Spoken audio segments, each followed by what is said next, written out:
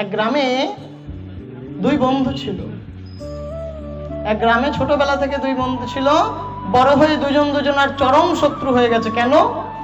একজন হয়েছে চোর আর একজন ধার্মিক হয়ে গেছে, ধর্মপ্রাণ ব্যক্তি।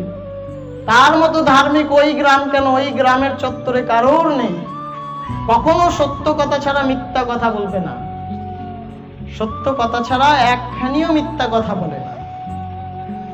একদিন কি করেছে, ওই চোর একজনের ঘর থেকে টাকা পয়সা সব চুরি করে, কোনোদিন ভগবানকে ভজনা করেনি, চুরি করতে দৌড়াতে দৌড়াতে আসে। ওদিকে পুলিশ তাড়া করেছে, ওদিকে যে সমস্ত গ্রামবাসী ওকে তাড়া করেছে, আর যে ধার্মিক ব্যক্তি সে দূর থেকে আসছে। আর সোজা যেতে যেতে ওই ধার্মিক ব্যক্তির গায়ে ধাক্কা মেরে, যেই ধাক্কা মেরেছে, ধাক্কা মেরে চলে গেছে, ধার্মিক ব্যক্তি যে রয়েছে ও মাটিতে পড়ে গেছে।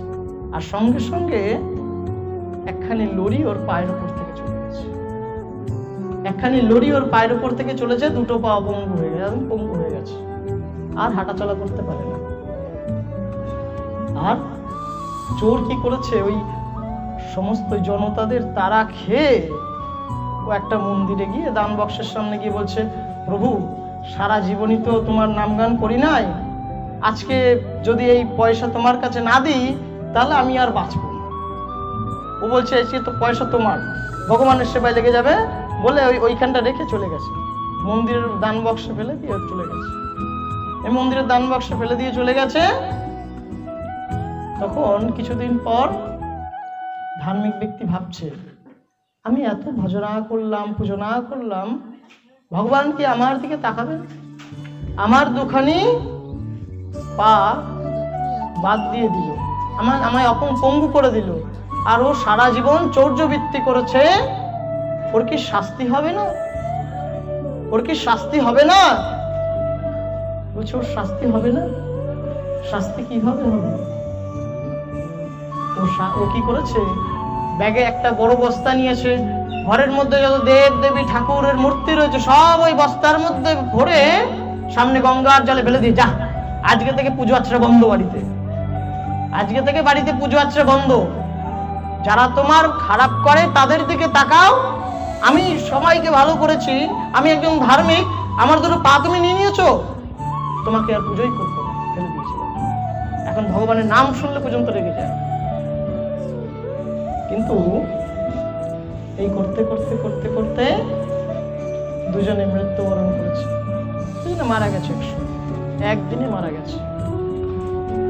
যমালয় নিয়ে গেছে, যমরাজ বলছে এই ওই যে চোরটা রয়েছে ওকে স্বর্গের দিকে পাঠাও, আর ও যে রয়েছে ওকে নরকের দিকে পাঠাও।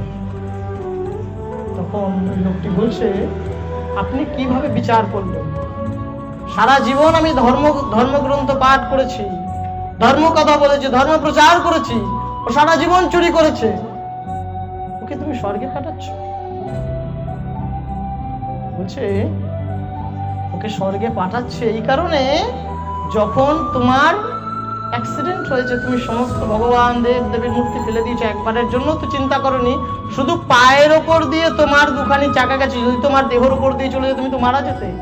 ভগবান তোমার এই পুণ্যের ফলে তোমার দেহটা বাঁচিয়ে দিয়ে তোমার শুধু পা দুটো কেড়ে নিয়েছে, তোমার দেহটা তো বাঁচিয়ে দিয়েছে, তোমাকে বাঁচিয়ে দিয়ে শুধু পা দুখানি কেড়ে নিয়েছে। কিন্তু ও তারা খেয়েও যা ছিল ভগবানের কাছে দান করে দিয়েছে সমস্ত কিছু, ও পুণ্যের মালিক হয়ে গেছে। আর তুমি ওই একখানি ভুলের জন্য তোমার সকল ধর্মপ্রাণ, সকল কর্তব্য সবকিছু ভুলে গেছো, সবকিছু ভুলে গেছো। যখন আমাদের কষ্ট হয় তখনই তো ভগবানকে ডাকি, তাই না? সেই চোরও কিন্তু যখন কষ্ট হয়েছে তখন ভগবানকে ডেকেছে, তাছাড়া তো ডাকেন।